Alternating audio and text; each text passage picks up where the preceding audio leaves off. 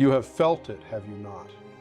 That quiet unease when desire stirs within you, that shame that arrives uninvited, wrapping itself around something that was meant to be sacred.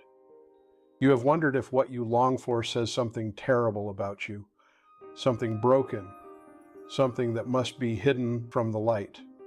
And so you have learned to speak of desire in whispers, to push it into the shadows, to pretend it does not shape the way you move through the world. But let me tell you something your spirit already knows. Your desire is not your enemy. It is the language your soul speaks when words have failed. The map that reveals where you have been wounded and where you are ready to become whole. Walk with me through these moments and you will see that what you thought was your shame is actually the doorway to your deepest truth. There's a great confusion in the world about what desire means. Everywhere you turn, you are told that it is either something to be conquered, disciplined and controlled, or something to be indulged without limit, pursued as though satisfaction were the same as fulfillment. Both paths lead to the same desert. Both leave the soul wandering, thirsty, wondering why the water it drinks never quite reaches the deepest places. Because desire, true desire, is not merely the body calling out for pleasure or the mind seeking distraction from its emptiness. Desire is the soul's messenger, arriving at your door with news from the deepest chambers of your being. It speaks in the language of longing, and if you listen closely, if you stop trying to silence it or shame it into submission, you will hear what it is truly trying to tell you. When you feel drawn to another, when your body awakens in the presence of someone who stirs something ancient within you, you are not experiencing something base or shameful. You are experiencing recognition. Your soul is remembering something it once knew, something about connection, about vulnerability, about the sacred act of being seen and seeing in return. But here is where the confusion deepens. Because in a world that has forgotten how to speak the language of the soul, we have learned to mistake the messenger for the message. We pursue the person, the touch, the moment of physical union, believing that in possessing these things we will finally feel whole. And when the moment passes and the emptiness returns, we believe we have failed, or that we chose the wrong person, or that desire itself is a lie. But the truth is simpler and more beautiful than that. Your desire was never about possession. It was about remembering who you are, the wounds you carry, the parts of yourself you have hidden, the places where you learned that love comes with conditions and connection requires you to be less than yourself. All of these live in your desire.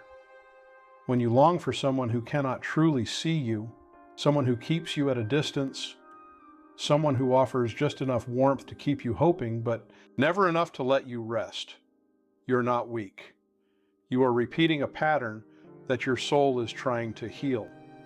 You are drawn to the familiar pain because somewhere deep inside, you believe that if you can finally make this person choose you, if you can finally be enough for someone who withholds their full presence, then you will prove that you were always worthy of the love you were denied. But the soul does not work through proof, it works through revelation. And the revelation waiting for you is not that you must earn love by becoming smaller or more pleasing. It is that you are always worthy, and the person you keep choosing is simply showing you the wound that still needs your attention.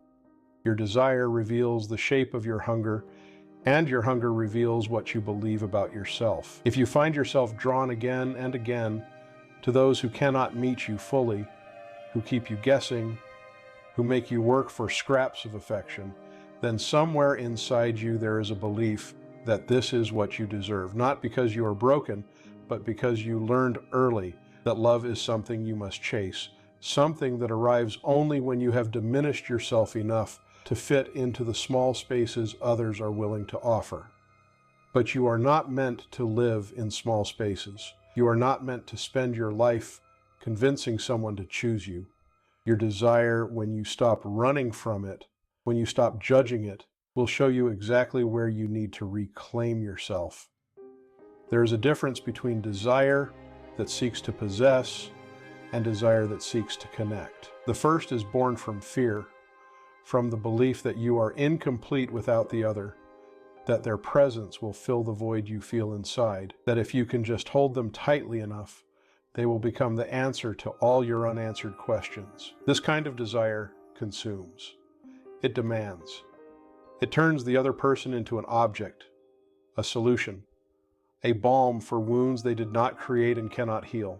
And when they inevitably fail to fill you, when they reveal themselves to be human, flawed, carrying their own wounds and limitations, the desire turns to resentment. You blame them for not being enough, when the truth is that no other person can ever be enough to heal what only you can heal within yourself. There is another kind of desire. It is quieter. It does not demand or grasp. It recognizes the other as a soul walking their own path, carrying their own mysteries, and it says, I see you. Not the version of you I need you to be, but the truth of you. This desire does not seek to fill a void. It seeks to create a space where two souls can meet, without pretense, without the need to perform or protect, without the exhausting work of being anything other than what they are. This desire is not about taking, it is about offering. It says, here I am, in all my complexity, with all my scars and all my light, and I trust you enough to let you see me. And in that seeing, in that willingness to be vulnerable without guarantee, something sacred happens. You remember what it is to be human in the fullest sense. You remember that connection is not about finding someone to complete you, but about finding someone with whom you can be complete as yourself. You are not wrong for wanting to be desired. You are not shallow for longing to feel the warmth of another's attention, the electricity of attraction, the affirmation that comes when someone looks at you and their eyes say, yes, you. This is part of being human, part of the dance of life, part of how we learn that we are not alone in this world. But the question is not whether you desire or are desired. The question is whether your desire is rooted in lack or in abundance. Do you seek another because you believe you are not enough on your own? Or do you seek another because you have so much life within you that you wish to share it? Do you long for connection because you are running from yourself, or because you have found yourself and wish to bring that fullness into communion with another soul who has done the same? Your sexual desire, that most primal and powerful force within you, is not separate from your spiritual journey. It is part of it. In fact, it may be the most honest part, because desire does not lie, it does not perform, it does not pretend. It reveals exactly where you are in your relationship with yourself, with intimacy, with trust, with vulnerability. If you are afraid of your desire, there is something you are afraid to know about yourself. If you shame your desire, there is a part of yourself you have not yet learned to love. If you compulsively act on your desire without pause or reflection, there is a pain you are trying to outrun. But if you can sit with your desire, if you can hold it gently in your hands and ask it what it truly wants, not the surface want, but the deeper hunger beneath, you will find a wisdom there that no book or teacher can offer you. And here is where the revelation deepens.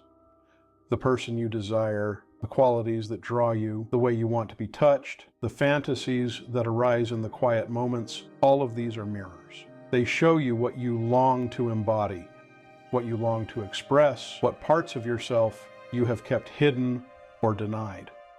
If you are drawn to someone confident, someone who moves through the world with ease and self-assurance, it is because somewhere inside you, that same confidence is waiting to emerge.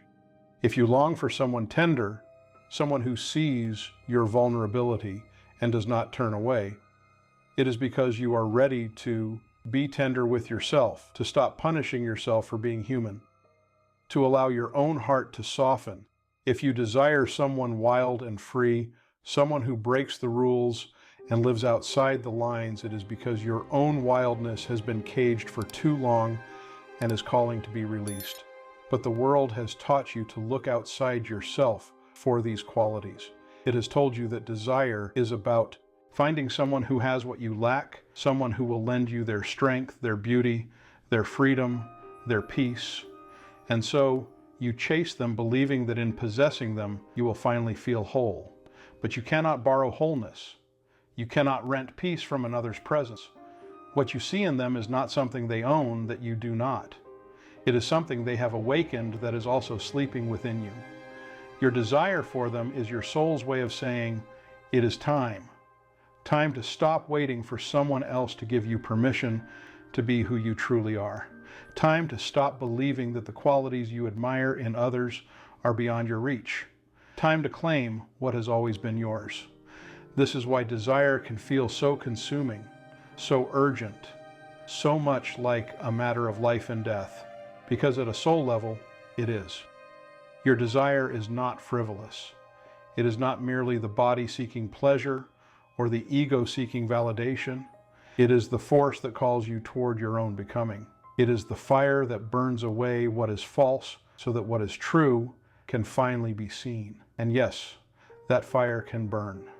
It can hurt. It can lead you into mistakes and heartbreak and moments where you wonder if it would have been easier to never feel anything at all. But a life without desire is not a safe life. It is a small life. It is the life of someone who has chosen numbness over aliveness, protection over possibility, the illusion of control over the messy, beautiful, terrifying experience of being fully human. The teachings of the world will tell you to master your desire, to rise above it, to transcend the body and its hungers as though they were obstacles on the path to enlightenment. But this is the wisdom of those who fear their own humanity, who have not yet understood that the body is not the enemy of the spirit, but its home. Your desire does not need to be transcended. It needs to be understood. It does not need to be conquered. It needs to be integrated. Because when you deny your desire, when you push it into the shadows and pretend it does not exist, it does not disappear. It grows stronger. It becomes twisted. It finds expression in ways that harm you and others, in addictions and obsessions and the slow erosion of your vitality. But when you welcome your desire, when you sit with it and listen to what it is truly asking for, something miraculous happens. It transforms. The frantic hunger quiets. The desperate need softens. What remains is something deeper, something that connects you not only to another, but to the great current of life itself. You begin to understand that your desire is not personal in the way you thought. It is universal.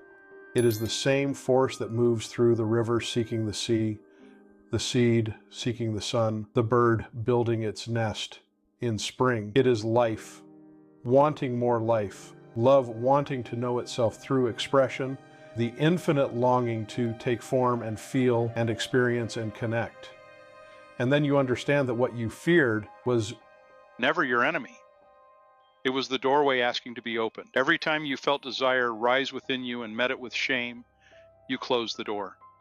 Every time you pursued it blindly without awareness, you ran through the doorway without noticing where it led. But now that you have walked this far with me, you can approach that door differently. You can stand before it with curiosity rather than judgment. You can ask not what is wrong with you for wanting, but what your wanting is trying to show you.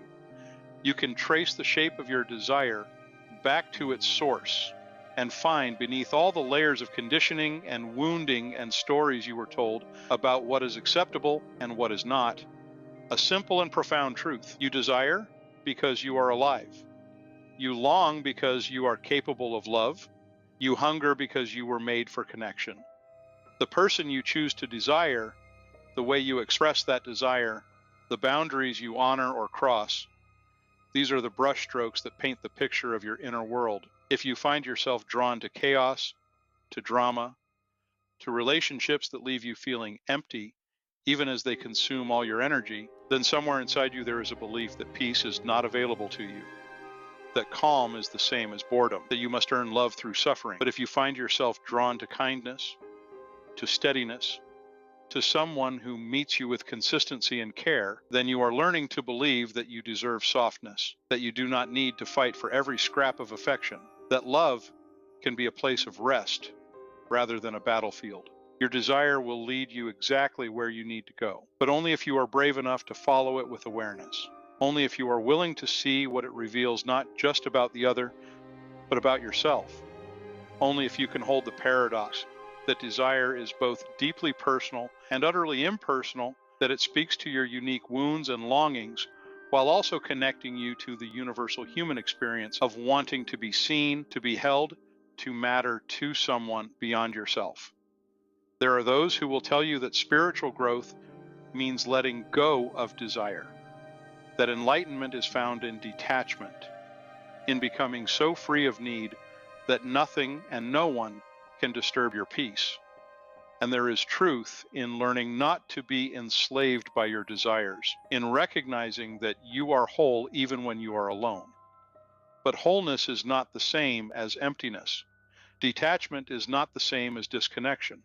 The soul does not grow by cutting itself off from longing. It grows by allowing longing to teach it, by moving through desire rather than around it, by letting the fire refine rather than destroy.